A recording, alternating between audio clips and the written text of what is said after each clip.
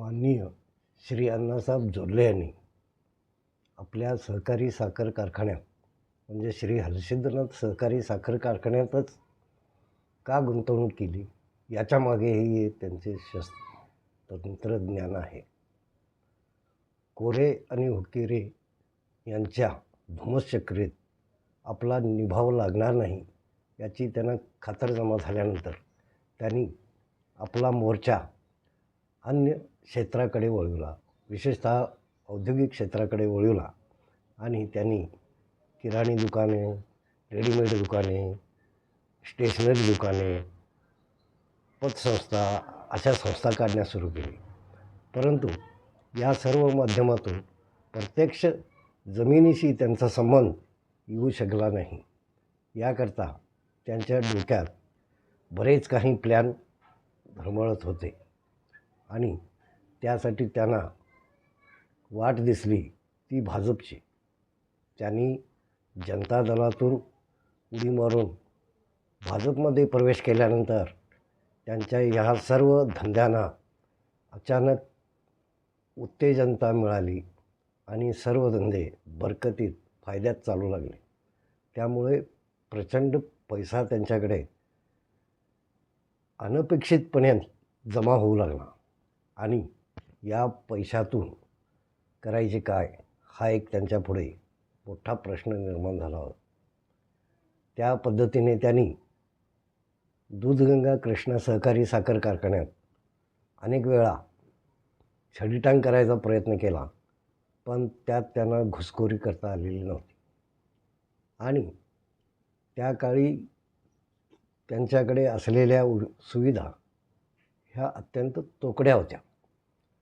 पण आता भाजपमध्ये प्रवेश केल्यानंतर अमित शहासारखे पाठबळ त्यांना लाभल्याने प्रचंड भांडवल त्यांच्या हाती येण्याचे मार्ग मोकळे झाले होते.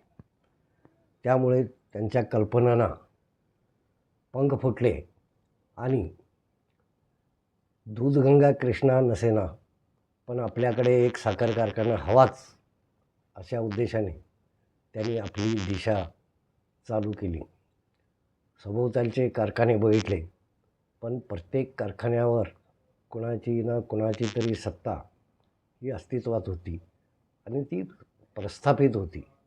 ते कदाचित योग्यही आहे, कारण कारखाने सहकारी पद्धतीने निर्माण करत असताना ज्या खस्ता संस्थापक मंडळाला किंवा त्या चालवणाऱ्या मंडळाला होतात, भोगाव्या लागतात, तशा खस्ता अण्णासाहेब जोल्ले यांना माहीत नव्हत्या किंवा त्यांनी असा कुठला प्रयोगही आजमावला नव्हता.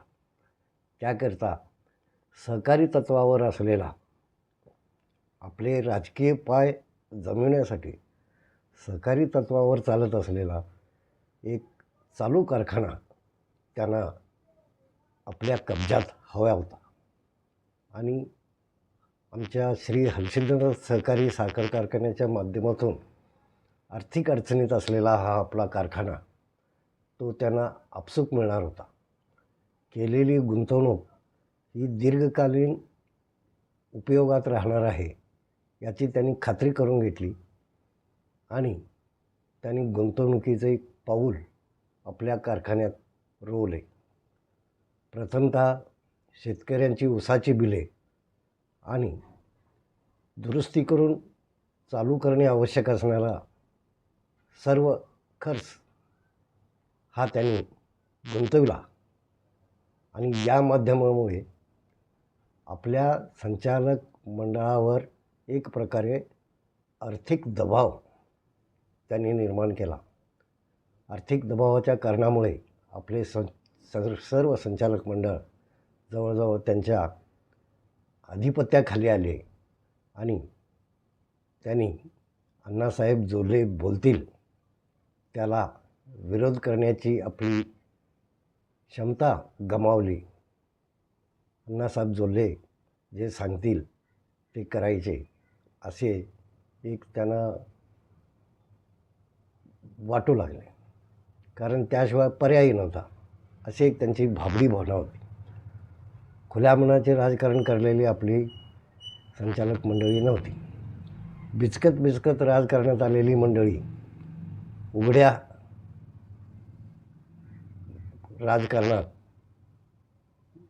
टिकाव धरण्यास हतबल असतात, किंबहुना आर्थिक बोजाच्या दबावाखाली दबलेली मंडळी आपले शब्द ओठातून बाहेर काढू शकले नाहीत. अशा परिस्थितीत प्रारंभी अण्णासाहेब जोल्ले यांनी कारखाना चालू करण्यास लागणारी सर्व आवश्यक गुंतवणूक होती ती सुमारे 74 कोटी ती त्यांनी केली आणि कारखाना चालू करण्यास त्यांनी हातभार लावला. पण यानंतर एवढ्यावरच अण्णासाहेब जोल्ले यांना थांबायचे नव्हते, कारण हे संचालक मंडळ कायमपणे आपल्या आर्थिक दबावाखाली राहिले पाहिजे अशी त्यांची पूर्व प्लॅनिंग कल्पना होती आणि त्या दिशेने त्यांनी पावले टाकण्यास चालू केली. आपल्या कारखान्यातील माजी चेअरमन कैलासवासी बाबासाहेब सासणे यांनी केलेल्या आपल्या शेवटच्या अंदाजपत्रकात 100 कोटी रुपये खर्चाचा कारखान्याच्या विस्तारीकरणाचा आणि आवश्यक गरजा पूर्ण करण्याचा मसुदा तयार केला होता आणि त्यामध्ये जनरेशन म्हणजे विद्युत निर्मितीचा प्रकल्पही समाविष्ट होता आणि या 100 कोटीच्या प्रकल्पातच कारखान्याला दुसरे उत्पादनही मिळण्यास सुरुवात होणार होती. पण अण्णासाहेब जोल्ले यांनी हा प्लॅनिंग बारगळला, कारण बाबासाहेब सासणेनंतर आलेले चेअरमन श्री सुभाष जोशी यांनीसुद्धा या सासणेंच्या प्रस्तावाला पाठिंबा दर्शवून पुढे गुंतवणूक चालू ठेवली होती. तथापि त्यामुळे कारखान्यात आर्थिक कमजोरी निर्माण झाली होती आणि ह्या कमजोरीमुळेच आजचा जो खर्च होता त्या काळचा सुमारे 74 कोटीचा तो खर्च निभावणे कठीण झाले होते, कारण ती हातातील रक्कम गुंतवली गेली होती. अशा परिस्थितीतच जोल्ले यांनी ही रक्कम गुंतवल्यामुळे हा सर्व प्रपंच चालला होता. बाबासाहेब सासणे यांचा हा प्रस्ताव बाजूला ठेवून त्यांनी आपल्या डोक्यातील सुमारे 400 कोटीचा खर्चाचा ताळेबंद कारखान्याच्या माथी मारला आणि यावेळेसच कारखाना सुमारे 500 कोटी रुपयाच्या पहिल्या धनक्यात कर्जाच्या खाली ढकलला गेला. गरज नसताना विस्तारीकरण आणि त्या लागून असलेले डिस्टिलरी तुटपुंजे उत्पादन देणारे 2 प्रोजेक्ट अण्णासाहेब जोल्ले यांनी आपल्या कारखान्याच्या माथी मारले आणि त्यानंतर आज हा कारखाना सुमारे 1049 कोटींच्या कर्जांच्या बोजाखाली अडकला आहे. आपल्या संचालक मंडळाची